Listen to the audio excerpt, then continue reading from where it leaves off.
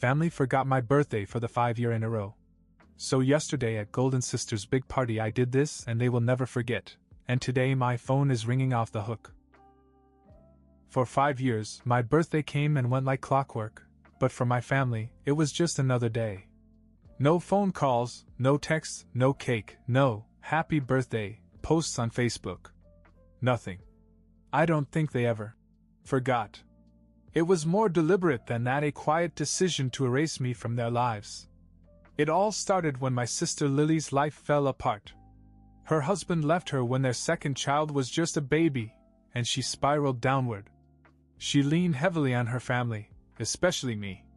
I don't blame her for needing help. I mean, what sibling wouldn't want to step in? I babysat the kids whenever I could, helped her clean up the mess her husband left behind, and tried to support her emotionally. But one night, just when I thought I was doing enough, she made it clear that I wasn't. She showed up at my apartment, frustrated and broke, and said, "What good is babysitting if you don't give them money, huh, brother?" That was her way of asking for money, but it felt more like an accusation. I told her no. I couldn't keep giving out money. I was working hard just to get by, trying to build some kind of future. She didn't take it well, and the next day my parents called me selfish, ungrateful, and unworthy of the family name. They backed her up completely because that's what they always did. Lily could burn the house down, and they'd find a way to blame the matches. From that point on, I was on the outside. My parents stopped calling. My sister only reached out when she needed something, and when I didn't deliver, she went quiet too. For 5 years they didn't celebrate any of my birthdays. Not a card. Not a text. Meanwhile, Lily threw these over-the-top parties for herself every year, making sure the whole family was there. The last one I went to was 2 years ago. I should have known better than to show up, but a small part of me hoped it would be different this time. It wasn't. She'd invited her friends, people I barely knew, and they spent most of the night taking thinly veiled shots at me. "Still single, huh? Guess you're the career type," one of them said, laughing. Another chimed in. "Renting is smart, I guess, for now." Lily just grinned. I left early that night, feeling like a total loser. I promised myself I'd never go to one of their parties again. They didn't care about me. I was just there to fill a seat and be the family's punching bag. But yesterday was different. Yesterday, I walked into Lily's big Golden Sister 30th birthday party with a secret that none of them saw coming. When Lily's invitation arrived a month ago, I almost threw it in the trash without opening it. I told myself after the last party that I was done with her and the rest of the family. But curiosity got the better of me and I opened the gold-trimmed envelope. Inside was a handwritten note dripping with fake enthusiasm. "Hi bro. I'm throwing a huge party for my 30th birthday. It's gonna be the event of the year. You have to come. Family's important, right? Love, Lily." I knew exactly what that was. Lily didn't want me there because she missed me or wanted to make amends. She just needed a larger audience. She probably told her friends some new, exaggerated story about my failure, and couldn't resist the opportunity to parade me around for laughs. At first I wanted to ignore it. What was the point? But something had changed in my life recently, something Lily and the rest of my family didn't know about. My grandfather, the one person in my family who'd stood by me through everything, had died 6 months earlier. He and I were closer than I ever was with my parents or Lily. He wasn't perfect, he had his problems, and he never got along with my parents or my sister. I never knew the full story of their falling out, but it was bad enough that they didn't even go to his funeral. Before he died, he told me something that left me speechless.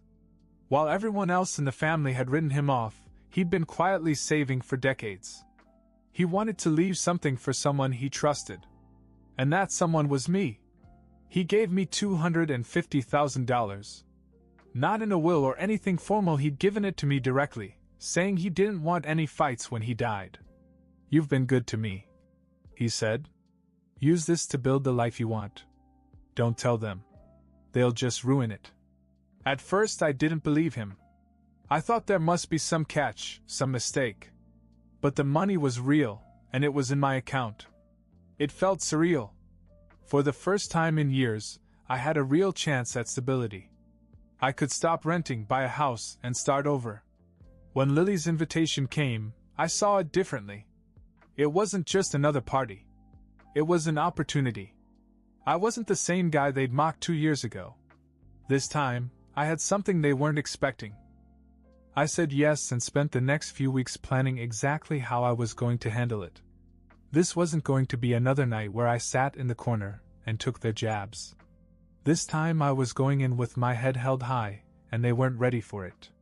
The party was yesterday, and let me tell you, it went even better than I could have imagined.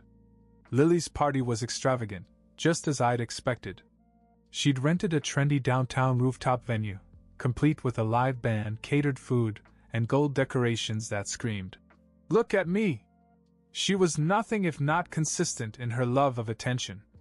When I walked in, heads turned. It wasn't because I looked particularly sharp, although I had made an effort. No, it was because I was there. I hadn't been to a family event in 2 years, and my presence clearly took them by surprise.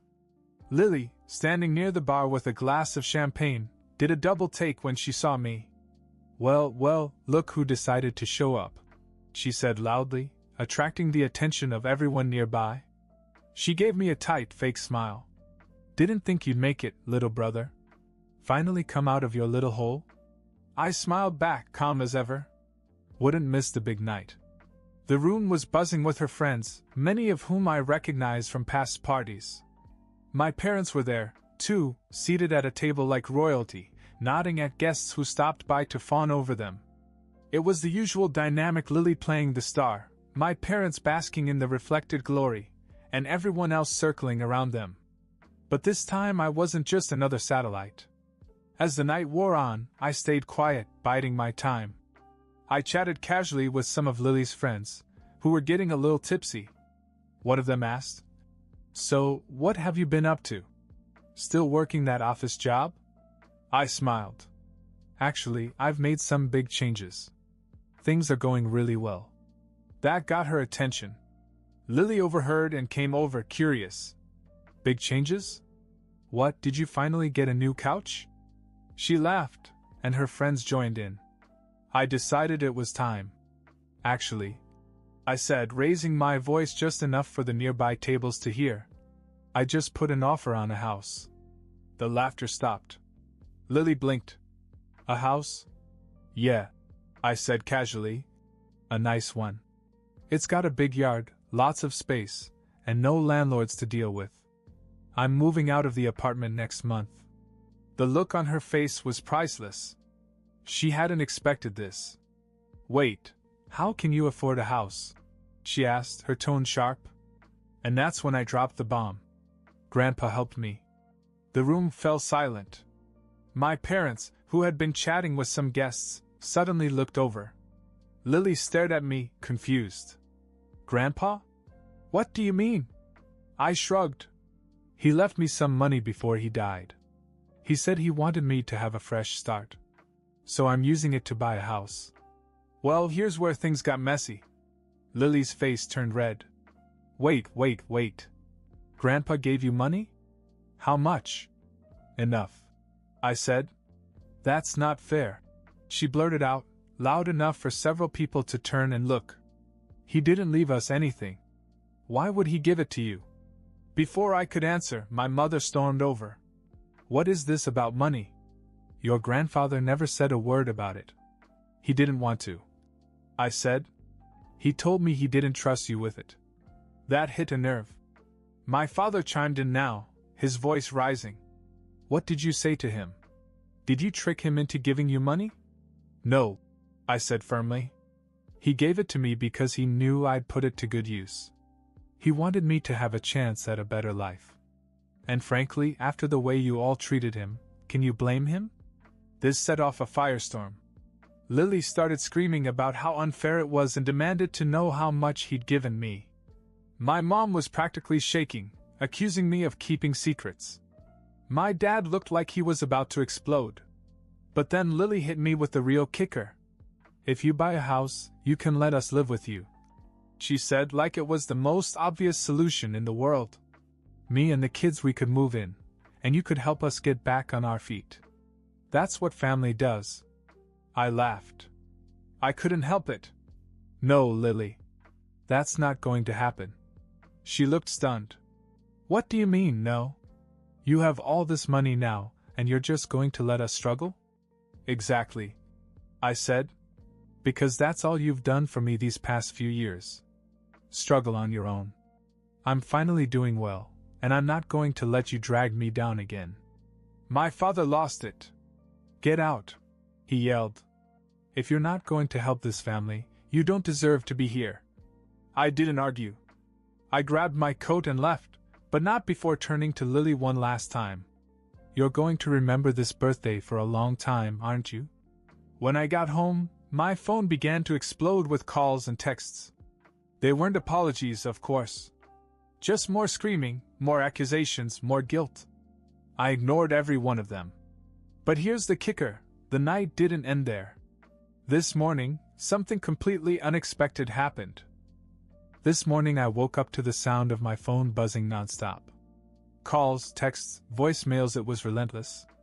I was expecting more guilt from my family, but when I glanced at the notifications, I saw something that stopped me in my tracks. Lily had posted about the party on social media.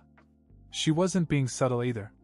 Last night was supposed to be about celebrating my 30th birthday, but my selfish brother decided to ruin it by bragging about how he stole Grandpa's money and refused to help his family. Some people don't know the meaning of family. The comments came fast.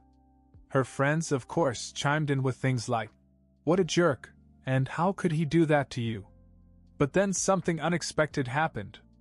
A few people who knew my grandfather, people who'd been around the family for years, also started commenting. One of them wrote, "Didn't your grandfather cut you and your parents off for a reason? Maybe you should think about why he gave the money to your brother instead of one of you." Another chimed in, "Wasn't there a whole thing years ago about how you and your parents treated him? Maybe he didn't trust you with his money." I couldn't help but smile. Lily had opened a can of worms she clearly wasn't prepared to deal with. People started digging into old family drama, and I didn't have to say a word. Then came the first real twist of the day. Around noon, I received a phone call from an unknown number. I don't usually answer them, but curiosity got the better of me. "Hello? Is this Mark? I'm an attorney representing someone you might know." That's how I found out that my grandfather had left me something else, a letter, sealed and delivered by his lawyer months after his death. The lawyer apologized for the delay and explained that there had been some legal hurdles, but now the letter was ready for me to pick up. I drove to the office, my heart pounding the whole way. What could he have left for me that I didn't already know about? When I got there, the lawyer handed me an envelope, old and slightly yellowed. I opened it carefully, and inside was a handwritten note from Grandpa. "Mark, if you're reading this, it means you've probably faced some challenges with the family after I gave you the money. I hope you held up, because you earned every cent. But I wanted you to know something else, something that might make things a little easier for you to understand. Years ago, your parents and Lily did something that I could never forgive. They tried to have me declared mentally incompetent to take control of my finances. They wanted to put me in a home so they could access my savings. You were just a kid then, so I don't blame you for not knowing. But that's why I cut ties with them. You were always different, Mark. You visited me when no one else would. You listened to my stories, helped me with errands, and treated me like a person. That's why I trusted you. And now I trust you to use what I've given you wisely. Don't let them take anything else from you. With love, Grandpa." I sat there staring at the letter, stunned. It all made sense now, the icy tension between Grandpa and the rest of the family, the way they'd always acted like his money was rightfully theirs, and why he'd chosen me to carry on his legacy. When I got home, I saw that Lily's social media post had gone viral. Someone had posted a screenshot of the public court record showing the guardianship petition my parents and Lily had filed against Grandpa years ago. It was all out there now, and people weren't holding back in the comments. I thought that was the end of it, but then came the second twist. Around 5 p.m., there was a knock at my door. When I opened it, Lily was standing there, looking furious. But she wasn't alone, she had my parents with her. "We need to talk," she said, pushing past me into the apartment. I almost laughed at the audacity, but I stepped aside, curious to hear what they had to say. What they hit me with next was something I didn't see coming. "Grandpa's lawyer called us this afternoon," my father said, his tone tense. "Apparently there's more money." "What are you talking about?" I asked, genuinely confused. "Don't play dumb," Lily snapped. "The lawyer said there's a trust fund. Grandpa set it up years ago and the money is still there. It's not part of what he gave you, but we're all named in it. All 6 of us." This was news to me. I hadn't heard anything about a trust fund, but if Grandpa had set it up for all of us, it meant there was more at stake than I realized. "We have to figure out how to divide it up," my mother said. "And we're not going to let you take control of it like you did with the other money." I leaned against the door with my arms crossed. "If it's a trust fund, there's probably rules about how it's divided. You might want to talk to the lawyer about that." Lily's eyes narrowed. "You're not going to screw us out of this too, Mark? We're family." Then I decided to let her stew for a while. "We'll see," I said calmly, closing the door in their faces. Now I'm sitting here staring at Grandpa's letter, wondering what kind of storm is coming next. Whatever this trust fund is, it's about to throw another wrench into this already chaotic mess. And honestly, I'm ready for it. The next morning, I called Grandpa's attorney. I needed answers before my family dragged me into whatever mess they were planning. The lawyer, Mr. Carver, was calm and matter-of-fact, but what he told me blew my mind. The trust fund was real. Grandpa had set it up nearly 2 decades ago, and it was substantial, nearly $500,000. But there was a catch. The trust wasn't just sitting there waiting to be divided. Grandpa had attached conditions to it, and they were unconventional. "The trust is contingent on one specific condition being met," Mr. Carver explained. "The funds are only accessible if all the beneficiaries, your parents, your sister, and you agree to live together in the same house for 1 full year. No exceptions." I couldn't help but laugh out loud. He wanted us to live together? In the same house? For a year? "You've got to be kidding me." Mr. Carver chuckled. "Your grandfather had a sense of humor, I'll give him that. He said it was his way of forcing your family to come together. He told me, if they can't do it, they don't deserve the money." I could already imagine the chaos that would cause. There was no way my parents, Lily, and I could survive under the same roof for more than a week, let alone a year. Still, I thanked Mr. Carver for the information and hung up, knowing it was only a matter of time before my family tried to force me to go along with their plans. Sure enough, Lily showed up at my door that evening, dragging the kids behind her. She didn't bother with pleasantries. "Pack your things," she said. "We're all moving to Mom and Dad's house. Grandpa's trust fund isn't going to sit there while we fight about it." I stared at her like she'd lost her mind. "You can't be serious." "Dead serious," she snapped. "We need this money, and we're not going to let you ruin it for us." "Ruin it for you? Lily, have you thought this through? Do you really think we can all live together without killing each other?" She rolled her eyes. "It's $500,000, Mark. We'll figure it out." I laughed. "You mean you'll figure out how to make my life a living hell for a year while you sit back and wait for the money to roll in?" Just then, my parents pulled up in their car and marched up to my door. My dad wasted no time. "Mark, we need to talk. This trust fund is an opportunity for all of us, but we can't access it unless we work together. Grandpa set this up for the family, not just for you." "I understand that," I said. "But let's be real. Gramps knew exactly what he was doing. He didn't set this up to bring us together. He set it up because he knew we'd tear each other apart trying to get it." My mom looked upset, but my dad didn't back down. "You don't have a choice. If you don't agree, none of us will get the money." "Do you really want to be responsible for that?" Lily jumped in. And don't think you're special just because Grandpa gave you that other money. That trust fund isn't yours. It's all ours. I was about to tell them exactly where they could shove their trust fund when something completely unexpected happened. A car pulled up behind my parents, and out stepped a man I hadn't seen in over a decade. "Uncle Mike?"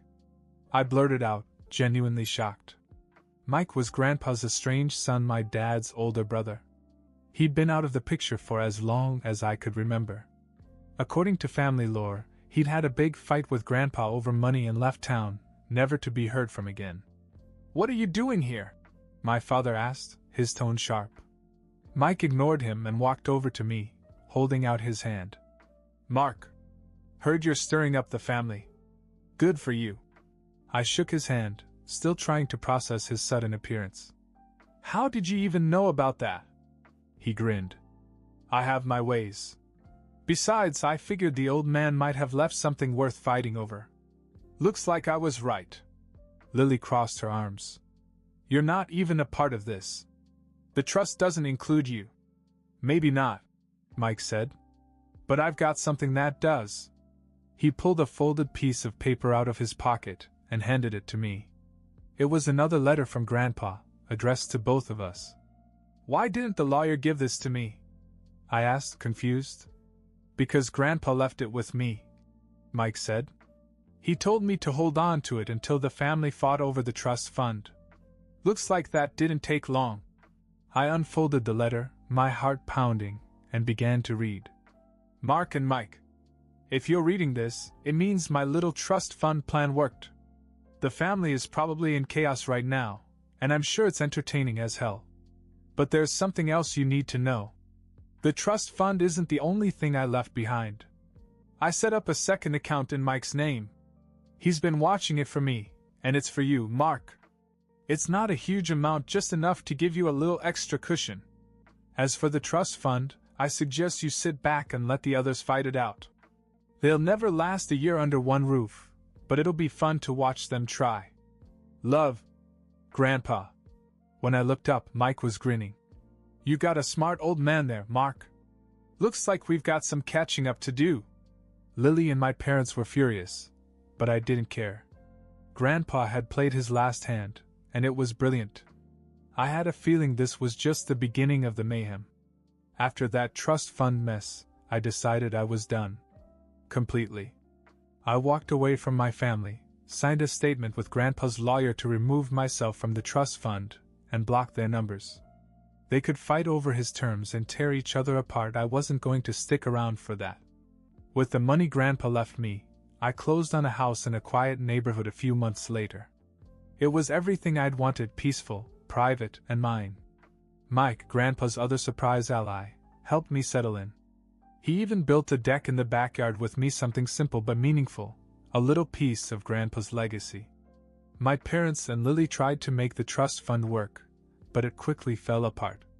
Lily and her children moved into my parents' house, and within months they were at each other's throats. She left, they blamed each other, and from what I heard through Mike, the money is still locked up. Meanwhile, my life finally began. I started a consulting business I'd been dreaming about for years, adopted a golden retriever named Max, and spent my days building something for myself. Cutting ties with my family wasn't easy, but it was the right thing to do. Grandpa's real gift wasn't money, it was showing me how to step out of their shadow and live for myself. Now, some evenings, I sit on this deck, watch Max play in the yard, and think about how far I've come. I can almost hear Grandpa laughing, knowing he's finally given me the push I needed. And for the first time, I feel at peace.